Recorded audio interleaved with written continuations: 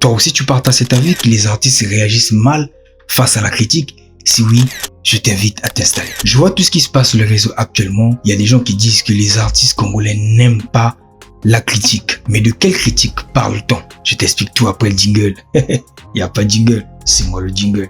Bref, déjà, il faut savoir une chose. On ne critique pas la personne, mais on critique les actes de la personne. On critique l'œuvre de l'artiste. On critique la stratégie de l'artiste. On critique la prestation de l'artiste, mais on ne critique pas la personne. Tu dois savoir, derrière un artiste se cache un humain. Un humain, c'est un cœur. Un humain, c'est un cerveau. Ça veut dire un humain a des émotions. Déjà, les artistes, il faut se poser une question. Est-ce que tout le monde a le droit de critiquer? Ben, je te réponds tout de suite que oui, tout le monde a le droit de donner son avis.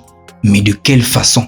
Tu vas à un restaurant, tu commandes un plat, on te sert un plat très salé, tu as le droit de critiquer. S'il vous plaît, serveur, le repas que vous m'avez servi, franchement, j'ai pas aimé, je l'ai trouvé trop salé, je l'ai pas fini, franchement, je suis déçu de ce service. Je ne m'attendais pas à ça, franchement, je n'ai même pas mangé ce plat. C'est vrai que je vais vous payer, mais honnêtement, je regrette mon argent, mais c'est pas grave. Deuxième façon, tu goûtes le plat, tu constates qu'il est salé. Ah merde, qui a préparé ce plat? C'est trop salé. Le restaurant, vous préparez pas bien. C'est qui? Le cuisinier, vous voulez m'empoisonner? Non, non, non, je vais pas payer. Deux styles de critique.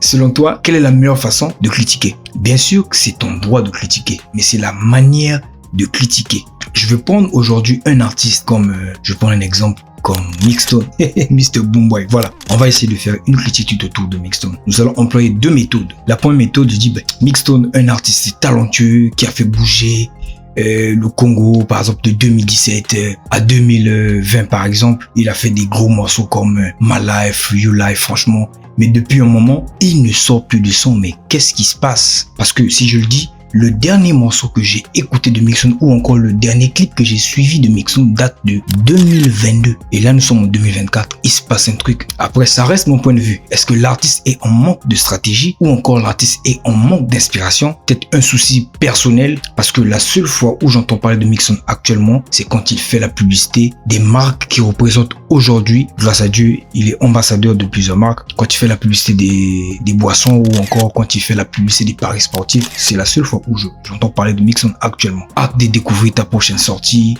Et j'aimerais te dire que ces marques se sont rapprochées vers toi parce qu'ils se sont dit, t'étais un artiste au top au moment de la signature. Grâce à cet artiste, nous allons vendre notre produit parce qu'il est au top. Les années vont s'écouler. Une fois que la marque va se rendre compte, écoute, l'artiste que nous avons signé il y a quelques années, aujourd'hui, il n'est plus trop actif dans la musique. Je sais pas qu'est-ce qui se passe. Et nous allons attendre la fin du contrat, soit renouveler, soit ne plus renouveler. Tout dépend de la stratégie de l'artiste. Ça reste une critique. Et là, l'artiste peut venir, écoute, actuellement, je ne parle pas de ma musique parce que je suis en préparation d'un nouvel album. Vous avez vu, j'ai sorti un autre album. Et c'est vrai que je l'ai pas bien défendu, de les plateformes, patati patata. Il va donner ses raisons, tu vois. Ça reste une critique, mais logique. Parce que si tu vois sur son YouTube, tu vas remarquer que ce que j'ai dit, c'est pas fondé, c'est réel. Et en même temps, je signale que ça reste mon point de vue quand je dis est-ce que l'artiste est en manque d'inspiration. De l'autre côté, une autre critique, si je dis, écoute, Mixstone n'a plus d'inspiration, mais comme vrai polar, là, les petits le rend mal à l'aise, il ne sort plus de son, et ils ont gaspillé le hip-hop à Panton, vous voyez là, ils sortent plus là. Aujourd'hui, la nouvelle génération est en train de sortir, les grands laisser la place aux petits. Vous avez remarqué, la deuxième critique, je vais dans tous les sens. Quand tu tombes sur une critique, même si elle est très blessante, il faut toujours réfléchir avant de répondre. Pourquoi cette personne critique? Est-ce que cette personne attend juste que je tombe dans le piège? Parce qu'il faut jamais répondre à une critique à chaud. Il faut toujours prendre son temps et trouver le bon moment de réagir. On va me critiquer. Écoute, Monsieur Corp, depuis que tu fais tes émissions, je trouve que le fond, il bouge pas et ton fond, il est bizarre, il est tout blanc, on comprend rien. Franchement, c'est du n'importe quoi. Moi, face à ça, j'ai dit, écoute, frérot, moi, j'ai fait ce fond par rapport à mes moyens et j'aime bien ce fond, ça me va très bien. Je sais pas qu'est-ce que tu peux me proposer, mais je te rappelle, j'ai fait ce fond par rapport à mes moyens. Mais si tu as quelque chose à me proposer, n'hésite surtout pas. On va voir comment je vais faire pour te satisfaire.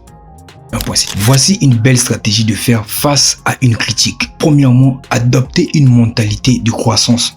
C'est-à-dire que vous voyez une critique comme des occasions d'apprendre et de grandir plutôt que comme des attaques personnelles. Deuxièmement, évaluer la validité de la critique. Demandez-vous si la critique est fondée ou simplement c'est un jugement subjectif. Restez toujours calme et objectif. Ne prenez toujours pas des critiques personnelles, c'est-à-dire que gardez toujours le bon côté d'une critique. Peu importe la manière de la critique, mais gardez toujours le bon côté, d'où vous devez bien analyser la critique. Ne répondez pas immédiatement à la critique. Comme je dis, prenez votre temps à évaluer la critique, essayez de voir si elle peut vous aider à changer ou si elle peut vous aider à apporter des solutions. Et le dernier point le plus important, gardez une perspective équilibrée. Vous devez savoir que tous les humains font des erreurs. Il n'y a pas un humain parfait sur Terre. Quand vous avez ça dans l'esprit, vous pouvez gérer n'importe quelle situation. Et surtout, il faut toujours redonner la parole à la personne qui vous critique. Écoute, si tu as des solutions à me rapporter,